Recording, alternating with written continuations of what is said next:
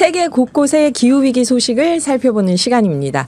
손에 잡히는 기후, 오늘도 노광준 PD 나왔습니다. 안녕하세요. 네, 안녕하세요. 오늘은 어느 지역인가요? 산불을 끌어갔는데 흡혈파리에 물렸더라. 캐나다 산불 현장 소식부터 전해드리고요. 네. 또 유럽의 그리스 산불 현장 소식까지 두 개를 전해드리도록 이 캐나다, 그리스는 여름 내내 PD님이 산불 났다고 전해줬던 것 아닌가요? 아직도 계속 이러고 있나요? 정확하게 말하면 봄부터 시작이 봄부터요. 됐는데 몇 개월째 계속되고 있는데 한 9월 정도 이제 내일이면 또 9월 1일이잖아요. 네네. 9월이면 이제 끝나지 않는가 했는데 현장에선 계속 사투가 벌어지고 있는 것 네, 같아요. 이 도대체 몇 달째입니까? 네. 네, 캐나다 산불 이야기요. 흡혈파리가 계속 해집고 다니면서 피를 빨아먹기 때문에 아침에 일어나면 머리가 부어 있고요. 어머나, 이게 무슨 얘기야. 지난 한 달 동안 캐나다 산불 현장에 투입돼 진화 작업을 벌이다 돌아온 나상훈 산림청 공중진화대 팀장의 언론 인터뷰 내용입니다. 네. JTBC 뉴스에 어제 보도가 됐어요. 네. 그러니까 우리나라 전 세계에서 다 모였거든요. 지금 워낙 산불이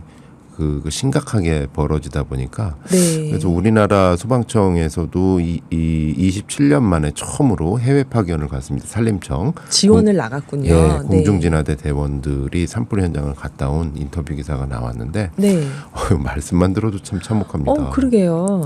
첫 마디가 이래요. 대원들이. 영화의 한 장면 같았어요.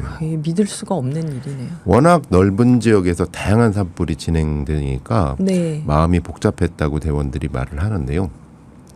끝없이 펼쳐진 초원 곳곳이 불타고 있더래요. 더구나 이 불쏘시개들이 곳곳에 있잖아요. 여기는 뭐 워낙 넓으니까 그렇죠. 누가 뭐 이렇게 낙엽을 주워가지고 이렇게 하는 것도 힘들고 정말 깊은 숲속이죠, 여기는. 거의 이끼하고 낙엽이 1m 넘게 쌓여 있더래요. 거기에 불이 붙으니. 예, 이게 다 불쏘시개가 됐는데 문제는 그 깊은 낙엽 밑으로 불씨가 가득했다라는 겁니다. 그 밑으로도요. 예, 핫스팟이라고 이 불은 겉으로는 보이지가 않은데 네. 나무 뿌리가 계속 수처럼 타고 있는 거죠. 땅 속에서 타고 예, 있는 거. 수처럼 그렇구나. 계속 타고 있다가 네. 어느 날 갑자기 확 올라오는 거죠. 아. 이게 이제 핫스폿이라고 하는데 네. 이 대원들이 그래서 이제 보통 산불 진화하면은 이제 헬기, 비행기 위에서 뿌리는 것만 생각하시는데 네네. 이 지상전이 굉장히 중요하다고 합니다. 이 실제로 가서 이런 핫스폿 이런 거를 이제 다 끄집어내서 없애야 진짜 불을 잡는다.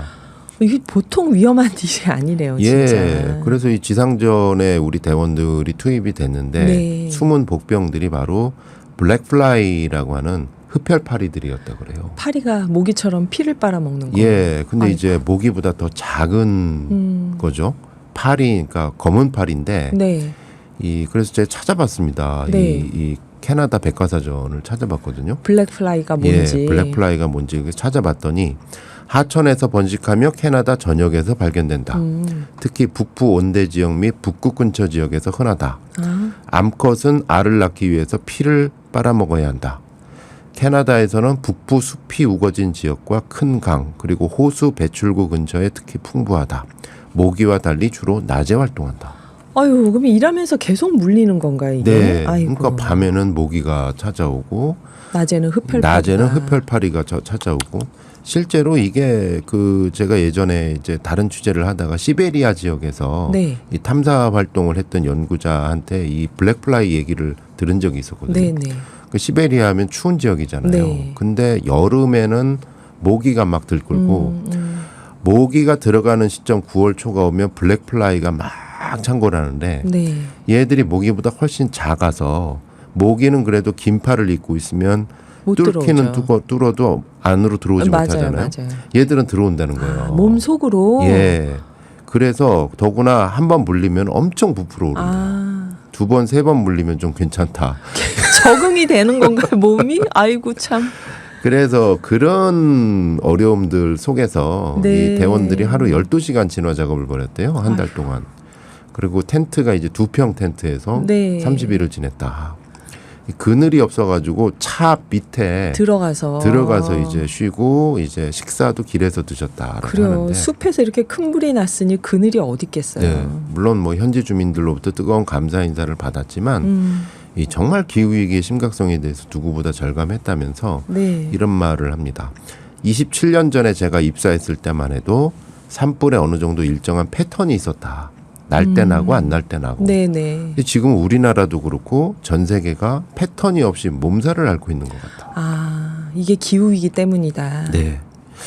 그래서 뭐 캐나다 산불 피해 면적하면 많이들 뉴스 보셔서 아시겠지만 그 이달 초에 집계된 거 산불센터에 따르면 총 1,310만 헥타르. 이게 이제 우리나라보단 당연히 크고요. 네. 그리스 면적에 해당하는 규모가 탔다는 거예요. 아. 이게 이달 초 집계입니다. 네. 저 다음 달이 바뀌면 또 집계가 또 달라질 건데요. 캐나다 국내적으로도 지난 2016년, 2019년, 2020년, 2022년 산불 면적을 다 합친 것보다 더 많다.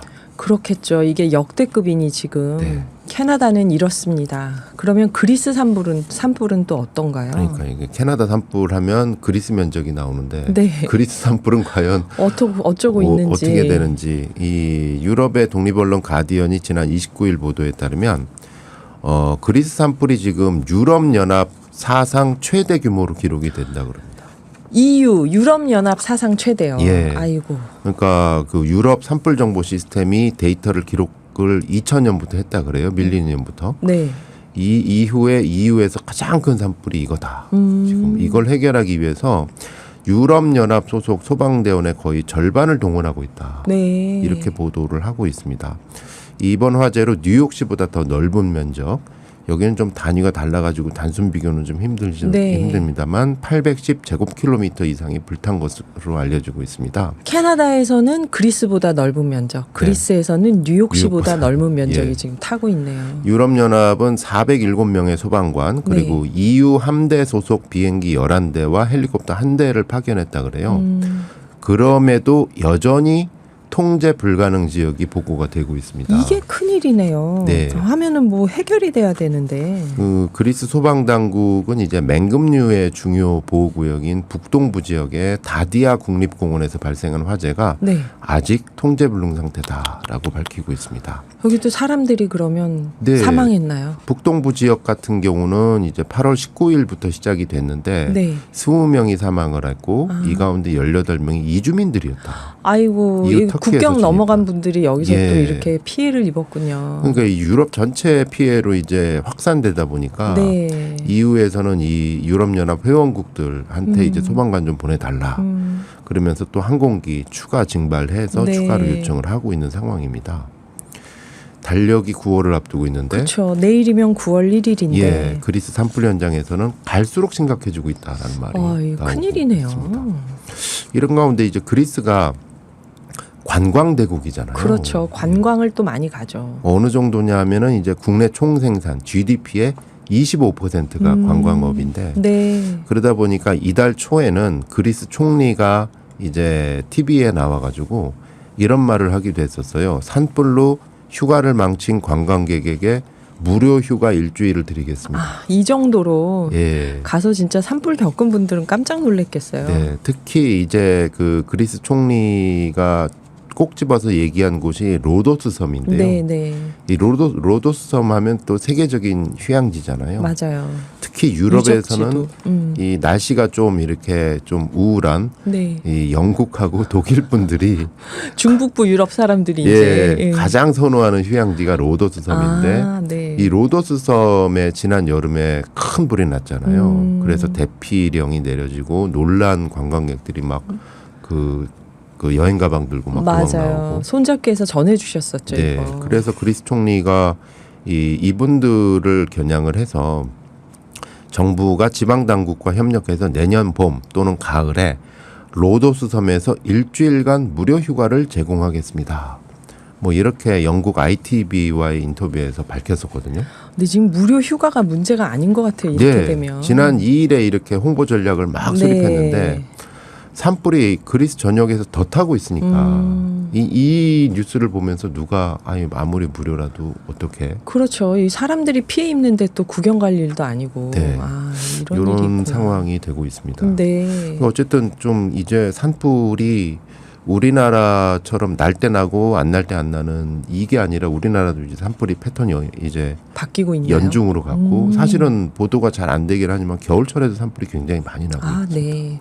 그 땅 속에서 뿌리가 타는 그게 문제였을까요? 네. 아. 그리고 이제 그 겨울철이 또 그만큼 예전보다 건조해지고 맞아요. 예 그런 상황이기 때문에 기후 위기 시대 산불에 어떻게 대응할지 이게 전 세계 모든 나라가 또 골머리를 앓고 있잖아요. 네. 더운 나라뿐만 아니라 지금 캐나다하고 그리스가 이렇지만 한 달 후, 두 달 후에 또 어디서 무슨 산불이 날지 모르는 거니까요. 네. 우리나라도 그렇고. 그렇습니다. 그리고 또 저 추운 지역도 시베리아 쪽 이쪽 요 밑에 지역 같은 경우도 계속 이렇게 산불이 많이 나고 있는 추세고요. 그래서 오늘의 기후에서는 내일 이제 산림 전문가 노윤석 녹색탄소연구소 선임연구원 모셔서 기후위기 산불 대응에 대해서 글로벌 관점에서 네. 한번 좀 살펴보는 시간을 좀 가지는 걸 준비하고 있습니다.